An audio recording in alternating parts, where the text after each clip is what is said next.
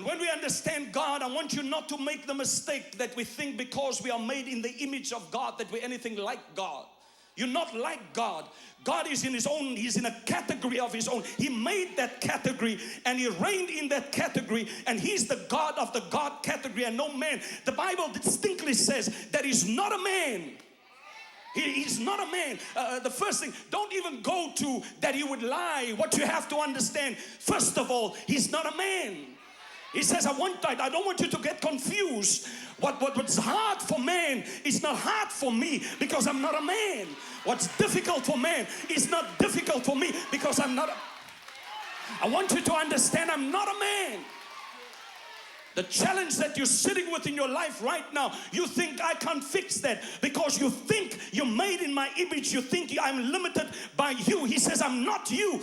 I made you. I made your problem. I made the blacksmith who made the fire, who made the weapon. Why is it that you want to tell me that I cannot? There's not a problem that God cannot fix. That's why God came to these three things. And he says, this is an easy thing for the Lord to do. The Bible says God is holy, which means he's separate. He says when you discuss your limitations and when you discuss your issues, I want you to know that I'm separate from that.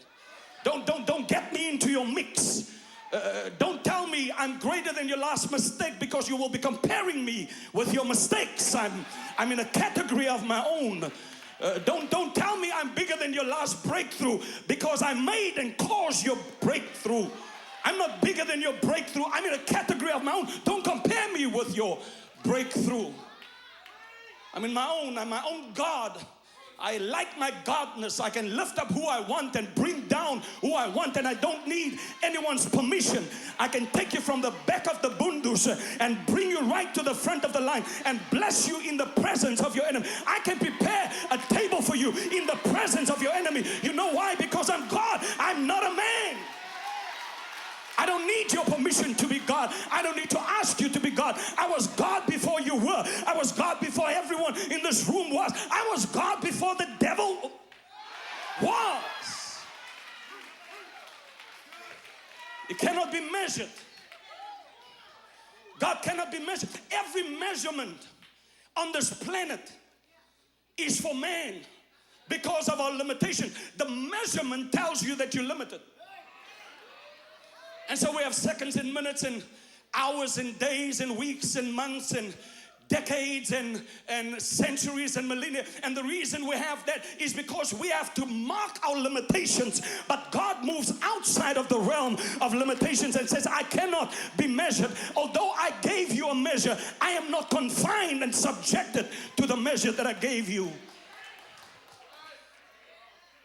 God cannot be compared with any other God. He's a God all by himself. He was before Buddha was. You can't compare God with Buddha. You can't say he's amongst the other gods. He's greater than the other gods. He's bigger than the other gods. He's the God that made the universe so that the other people who believe in the other gods can build their temples out of his soil that he made and erect these temples with the jewelry and the minerals and the stones that he put in the earth.